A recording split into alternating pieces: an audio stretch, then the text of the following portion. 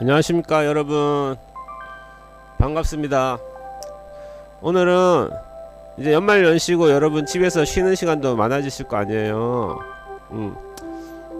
또 이제 저처럼 쓸쓸히 외롭게 혼자 집에서 이렇게 연말 연시를 보내야 되는 사람들을 위해서 제가 그 영화와 관련된 이야기를 하려고, 전에 일본 여배우 그걸 했죠. 일본 여배우 특집을 한번 했는데, 그 누구더라? 그 일본 여배우 중 이케와키 치즈루, 조제 호랑이와 물고기들이랑 그곳에서만 빛난다 이야기를 했고요. 또 제가 그 다음으로 이야기하고 싶은 배우가 있어서, 이 배우는 어려요. 히로세 스즈라고, 딱 보시면은 어디선가 본 듯은 한데 딱히 이렇게 좀 애매하다는 생각이 많이 드실 것 같아요. 얘가, 저는 최근에 이제 라플라스 마녀라고 그 영화를 봤는데, 책을 먼저 봤어요. 그 책을 먼저 봤는데 굉장히 독특하더라고요.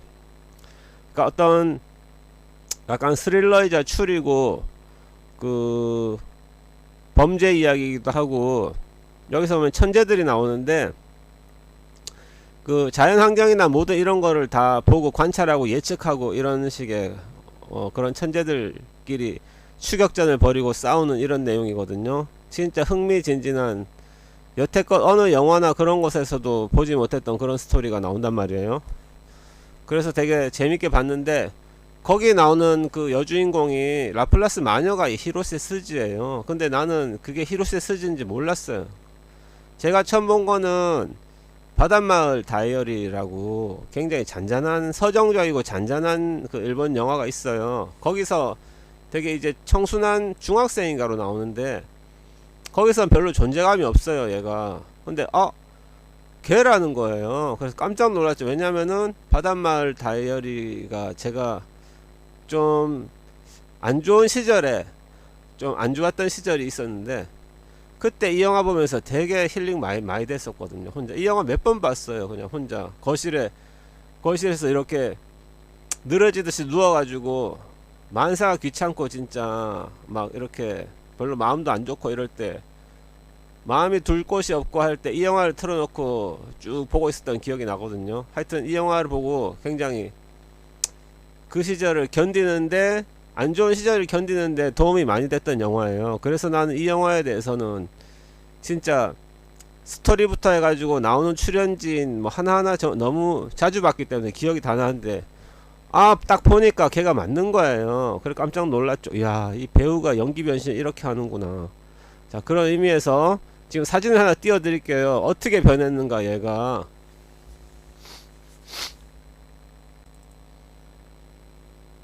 자, 이렇게 변했습니다. 이렇게 변했어요. 극단적으로 변했어요. 왼쪽이 바닷마을 다이어리일 때 히로시 스즈, 오른쪽이 라플라스 마녀에 나온 그, 약간 마녀니까 좀 독한 이미지가 있어야 되잖아요. 그때 이래 나온, 엄청나게 딱 보니까 맞긴 맞는데, 야 이렇게 다르나 싶은 거예요. 이 바닷마을 다이어리 할 때는 별로 존재감이 없었거든요. 얘가 이제 바닷마을 다이어리 할 때는 그 거의 네 자매 이야기인데 막내로 들어와요. 막내인데 얘는 배다른 막내 동생이 되는 거예요. 그러니까 이 자매의 아버지가 있는데, 어릴 때 엄마랑 헤어졌어요. 나중에 이 아버지 돌아가셨다 해서 장례식장 가보니까 요 애가 하나 있는 거야. 아버지가 낳은 딸인데, 자기들과 배다른 동생인데 갈 곳이 없는 그런 처지가 되어 있었어요. 좀, 그래서 이 자매들이 오다가 다시 발걸음을 돌게, 얘가 눈에 밟혀서 얘를 우리하고 같이 살게 하자 해갖고 이제 같이 살아가면서 요런 그 잔잔한 스토리들이 전개되는 그런 내용이거든요. 모르겠어. 나도 그 영화에 어떤 게 그렇게 좋았는지 말하라고 하면 딱히 이것 때문이다 말은 못 하겠는데, 굉장히 제가 그거 보면서 힘든 좀 시절을 견뎠고 힐링이 좀 됐던 그런 영화. 그 매력은 뭔지 모르겠어요. 그리고 이 감독이 그렇게 아버지가 되어 간단가 그 영화가 되게 유명한 일본 영화가 하나 있거든요. 저는 안 봤지만 본 사람이 많더라고요. 저희 주변 저희 가족들 비롯해서 거의 다 봤더라고요, 이 영화를. 그 영화 감독, 그 영화 만든 그 감독이에요. 자, 그 바닷말 다이어리 이야기를 좀 더 하자면, 그 영화에는 일본의 네노라는 배우들이 다 나오기 때문에, 여배우가 일본의 탑 주연급 탑 클래스 배우들이 같이 나와가지고, 그래서 얘가 약간 존재감이 없기도 했고, 배역 자체도 그냥 그 막내 그런 역할이라 딱히 뭐 이렇게 강렬한 이런 스토리를 차지하는 그런 배역도 아니라서, 보면 사진을 보면은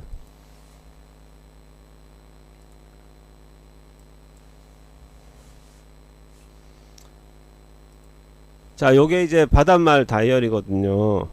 요 두 번째 얘가 히로시 스즈인 거예요. 요 아야세 하루카하고 요 앞에 요 배우는 거의 드라마 보면은 자주 나오는, 일본 드라마 보면은 거의 뭐 아주 자주 볼 수 있는 배우들입니다. 요 마지막 요 배우는 잘 모르겠어요. 잘 모르겠고, 요 두 아야세 하루카랑 이 사람은 거의 뭐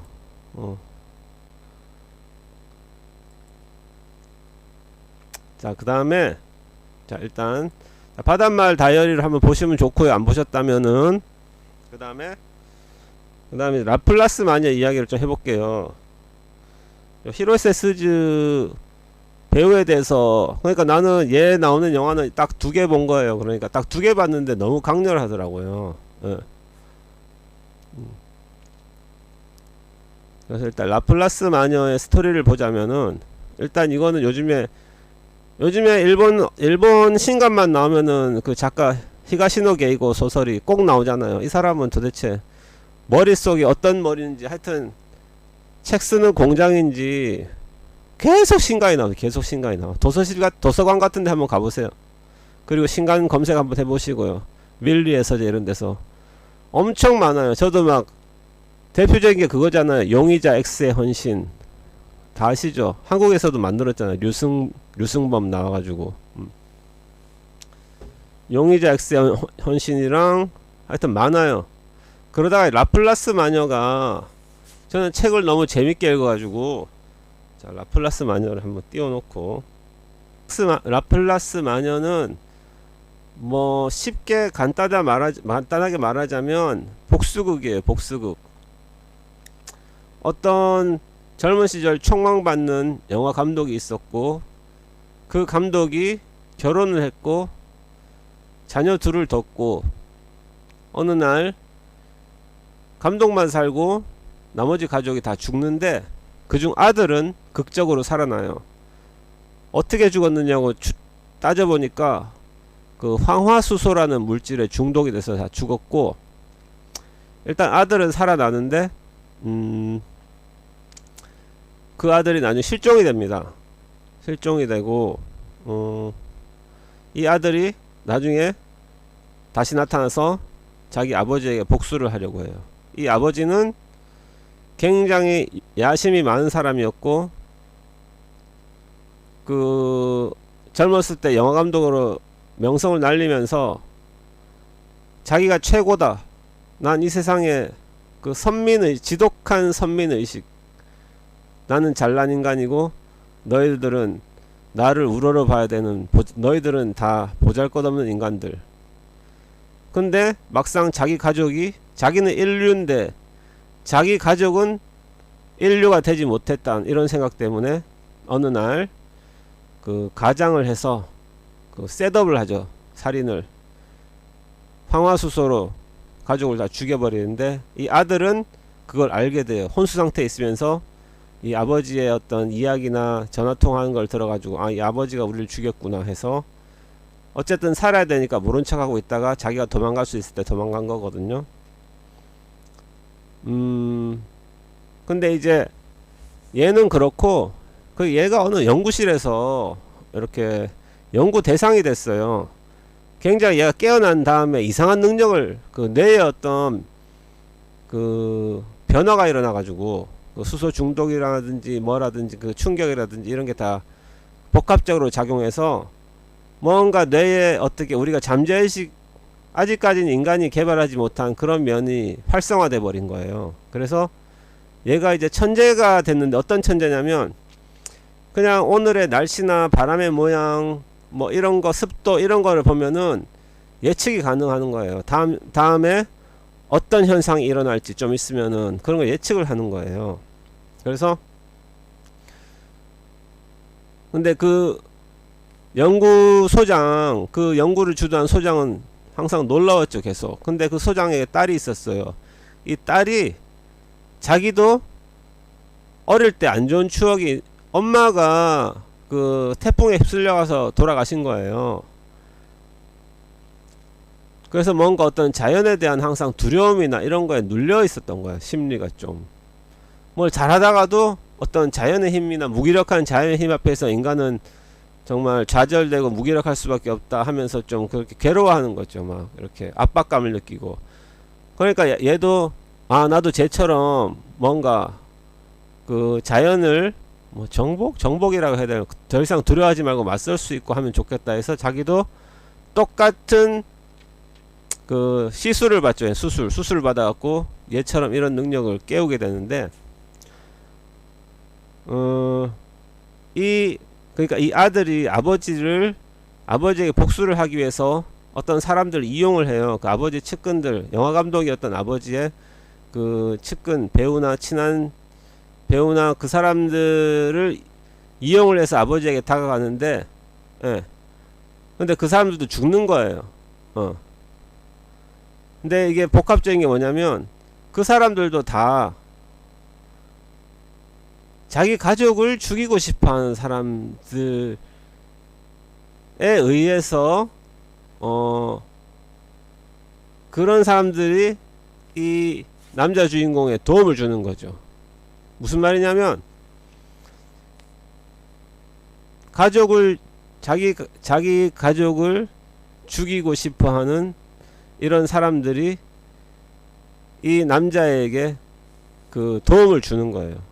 니한테 도움을 주면 우리 남편 죽일 수 있는 거야 하면서, 그러면은 내가 도와줄게, 이런 식으로 한다는 거죠. 그러니까 이게 스토리가 보면은 너무 섬뜩하고 극단적인 것 같아도, 요즘에 우리 사회에도 신문 기사를 보시면 결코 그런 스토리들이 낯설지 않다는 생각이 좀 드실 것 같아요. 도대체 세상이 어떻게 되어가고 있길래, 예? 아니면 옛날에도 있었는데 시시했던 것인가, 아니면 요즘에 뭔가 그 교육이 잘못돼서 이런 것인가, 막 그렇게 고심을 하고 있는 거예요, 사회적으로 좀. 그러면 이런 소설도 너무 이런 주제를 했다고 해서 좀 밀쳐놓고 애써 무시할 것이 아니라, 과연 그러면 그 속성에 세밀한 각자의 사정이 어떤 것들이 있나, 이런 것도 한번 들여다볼 필요는 있을 것 같아요. 무시한다고 무조건 해결되는 그런 게 아니기 때문에. 그래서 하여튼 일단 스포를 하기보다는 굉장히 흥미있는 뭐 그런 내용이라는 거 아시고 한번 넷플릭스에 있으니까 보시든지. 그래서 책을 보고 이게 나중에 영화가 나왔길래 아는 내용이긴 한데, 항상 책을 본 후에 영화를 보면 좀 약간 못 미친다. 책에는 굉장히 상상할 거리가 많거든요. 다양한 주제를 막 다루고 있고, 근데 이제 영화에서는 약간 압축을 시키잖아요. 그리고 너무 설명하기가 복잡하고 힘든 부분은 뺀단 말이에요. 영화에서는 보통 그 스토리 전개상 크게 무리가 없으면은 뺀단 말이에요. 그래서 보다 보면은 좀 못 미친다 이런 생각 들 때도 많은데, 이거는 또 더구나 이 남자 주인공 사쿠라이 쇼, 아라시 멤버 사쿠라이 쇼인데, 이 사쿠라이 쇼는 이런 배역에 잘 나와. 왜냐면 얘가 연예 활동을 하면서도 게이오 대학에, 우리나라로 치면 스카이 대학인데 게이오 대학에 들어갔단 말, 엘리트란 말이에요. 그러니까 이런 역할에는 사쿠라이 쇼가 잘 나와요. 그리고 사쿠라이 쇼가 평창 올림픽 때 취재하러 왔었고, 그 전에 이제 내가 20대 때인가 그 우리나라에 와서 휴전선에 가서 경계 근무 서고 있는 그 사병들 병사들 보면서 옆에서 보고 쟤네들이 너랑 비슷한 나이다 이런 이야기를 듣고는 얘가 거기서 막 좀 충격받아서 좀 막 그렇게 눈물을 좀 글썽이면서 이야기하는 그런 모습도 있었고 그랬어요. 하여튼 근데 이제 사쿠라이 쇼가 근데 되게 좋은 이미지란 말이야. 얘는 되게 아주 좋은 이미지야. 좋은 이미지. 예. 근데 여기서 이제 그 교수가 나와요. 그 주인공이 또 다른 주인공이 이제 지구화학과 교수인데 그 약간 독한 이미지는 없어요. 사쿠라이 쇼는. 근데 이제 영화에 이렇게 나왔고 그 다음에 과연 이게 사쿠라이 쇼가 그 배역을 좀 잘 할 수 있을까? 이 영화 스토리 자체는 진짜 상당히 독한 스토리거든요. 사쿠라이 쇼의 그 국민적인 그런 이미지가 있어요. 선하고 똑똑하고 하여튼 굉장히 바람직한 그 이미지가 있거든요. 근데 이게 될까? 하여튼 호기심에 크게 기대는 안 하고 영화로 만들어 가지고는 이게 그렇게 크게 뭐 잘 표현을 못할 텐데 하고 봤는데 아니나 다를까 와 진짜 거의 그 실망감 없이 그 잘 살렸더라고요. 표현을 했더라고요. 예. 그 스토리들을 야 이런 것도 다 살렸네 하면서 그 감독이 좀 뛰어난 것 같더라고요. 그러면서 나중에 마지막 장면에서는 이제 다 만나서 결투가 한번 이루어지는데 그 장면은 확실히 굉장히 동적인 그 싸움 결투 장면이라서 책으로만 읽어서는 약간 좀 부족했는데 오히려 그 장면을 잘 살렸고 그랬습니다. 말을 너무 다다다 했네. 자 이제 좀 여유를 가지고 계속 이야기를 할게요. 히로세 스즈가 그래서 두 영화 다 저는 정말 저에게는 깊은 인상을 남긴 두 편의 영화에 다 첫 번째 바닷말 다이어리에서는 여주인공은 아니었지만 그래서 한번 이 배우에 대해서 굉장히 깊은 인상을 받았기 때문에 한번 이야기를 해보자.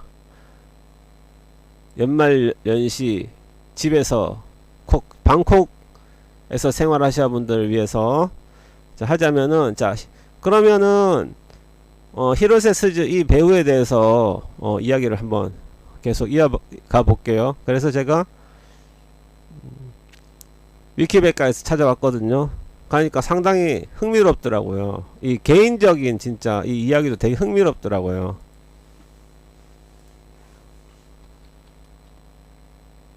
자, 나무 위키가 더 잘 돼 있더라고요. 자, 98년생 밖에 안 됐어요. 1998년생. 24세가 아니고 24세네 진짜. 엄청 어리네. 하여튼 얘가 유망주래. 유망주. 일본 연예계 유망주. 지금 앞으로 일본의 그 영화계 그 드라마를 이끌어갈 유망주라고 하고 모델이기도 하고 언니가 히로세 아리스인데 일단 먼저 연예계 입문했고 히로세 아리스는 잘 몰라요. 네. 2015년 드라마 학교의 계단이라는 드라마에서 첫 주연을 맡았고 그 해에 찍은 게 이제 바닷말 다이어리네요. 그 바닷말 다이어리는 칸 영화제에서 경쟁 부분에 진출함으로써 뭐 수상은 못했고 일본 국내 영화제에서 신인상을 받았다고. 그러니까 수입이 얼마냐 딱 보면은 2015년부터 매년 10편 이상의 광고, 그냥 드라마 영화 빼고 광고만 10편 이상을 2015년부터 하고 있는데 2016년 기준으로 약 9억원 정도, 한화 9억원 정도 수입이 있었고 2017년 한 8억 5천만 원. 뭐 계속 이제 좀 출연료가 개런티가 좀 조금씩 올라가고 있대요. 아마 지명도가 높아지니까. 근데 이제 2018년도에 운전면허를 땄고 차를 미니 클럽맨이라는 차를 샀는데, 이 차가 뭐 3천만원에서 5천만원 사이이기 때문에 좀 되게 수수하게 샀네, 이렇게 팬들이 이야기를 했대요. 미니 크로스오버라는 차는 그냥 그 만화에 나오는 그런 차처럼 생긴 거거든요. 그런 거고, 자, 본인이 말하는 성격은 아마도 남성적일 거래요. 자기는 여자들과 함께 있을 때는 자신도 여성스럽다고 느낄 때가 있지만 그래도 역시 남성적인 성격인 것 같다고 그렇게 이야기를 했고, 어렸을 때 꿈은 뭐였냐고 하니까, 어렸을 때는 혼자 있는 걸 좋아했고, 자, 미래의 꿈에는 자취라고 적었대요. 자취하는 거, 혼자 사는 거, 자취가 미래의 꿈이라고 적었었대요. 그 다음에 가장 오래된 기억이 뭔가 하고 이런 어떤 TV에서 질문을 받았을 때, 꽤 옛날 일입니다. 아기 때 주위에 가득히 친척이나 엄마 아빠가 있었는데 왜 나는 걸을 수 없을까 라는 마음으로 지켜봤던 게 기억나요. 왜 나는 여기에서 자는 걸까? 저 사람들에게 가고 싶어 라고 생각했고, 그것이 가장 오래된 기억입니다. 걷기도 전에 누워있을 때 기억이 있다는 거죠. 그러니까 뭔가 뇌가 뭔가 좀 천재적인 면이 있긴 있네요. 얘도 라플라스 마녀에 딱 맞네.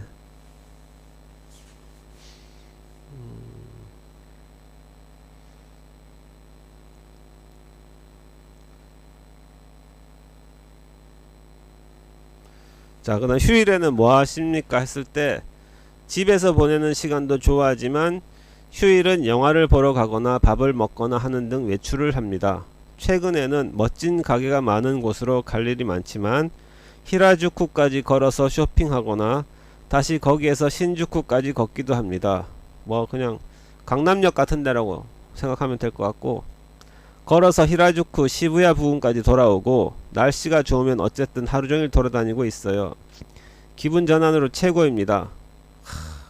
공감이 많이 되네요. 일본 가면은 걷다 보면 새로 생긴 예쁜 가게나 뭐 음식점, 뭐 게임장, 상당히 볼 게 많더라. 카페, 디저트들, 각종 디저트들, 그거 보기만 해도 걸으면 재밌거든요. 진짜 기분도 좋고 기분 전환 확 되거든요. 친한 친구와 집에 함께 갈 때도 있지만 혼자서 무언가를 이뤄내는 것이 좋아서 대부분 혼자 외출하고 있어요. 특이하네. 혼자 외출을 한답니다. 혼자. 그래도 보통 친구 한 명으로 같이 다니지 않나요? 연예인들 보면은, 한국 그 연예인들 보면 좀 그런 것 같던데, 매니저나 아니면 친구 한 명하고 이렇게 같이 다니던지 하던데. 그러니까 아무래도 공인이니까 약간 그 돌발 상황에 대비해서 옆에 누가 한 명 이렇게 있는 게 좋을 것 같은데, 여기는 혼자 다닌다고 하네요. 자, 좋아하는 남성 타입. 실제 나이보다 어른스럽고 정신연령이 높다는 것이 느껴지는 사람이 좋습니다. 생각이나 말투가 어른스럽다고 생각되는 사람. 그리고 옷을 좋아하는 사람이 좋아요. 제가 옷을 좋아하기 때문에 약간 패션 감각 있는 이런 좋아하네. 전형적인 그 일본의 젊은 세대 같은 느낌이 좀 나네요. 자, 취미는 그 사진 촬영을 하는 것, 사람을 찍는 것이 좋아서 많이 찍고 있습니다. 대체로 친구나 같은 작품에 출연하는 출연진의 모습을 찍는 편입니다. 스트레스 해소는 혼자 노래방에 가는 것. 기분이 가라앉았을 때는 혼자 노래방에서 RC 석세션의 비가 갠 밤하늘을 부릅니다. 어려운 곡이지만 혼자 있고 아무도 듣지 않기 때문에 부를 수 있어요. 최근에 오츠카 아이의 노래를 플라네타리움에로 빠졌습니다. 무슨 말인지 하나도 모르겠어요. 혼자서 노래방에서 노는 건 2시간 정도가 딱 좋아요. 그 이상은 졸음이 오기 때문에. 혼자 2시간이면 뭐 충분하네요. 노래 부를 거 다 부르고 스트레스 해소 확 될 것 같아요. 자, 요 정도 봤고요. 내년에는 한국에서도 영화가 하나 개봉한대요. 내년에 개봉하는 영화는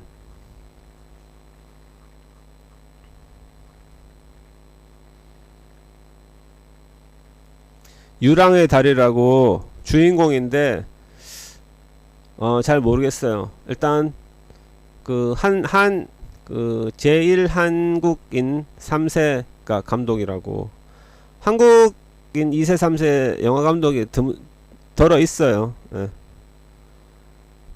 어떻게 보면 알고 보면 일본 연예계에 한국인 2세 3세가 좀 많더라고요, 생각보다. 그렇게. 자, 요 정도 봤어요. 히로세스즈. 보다 보니까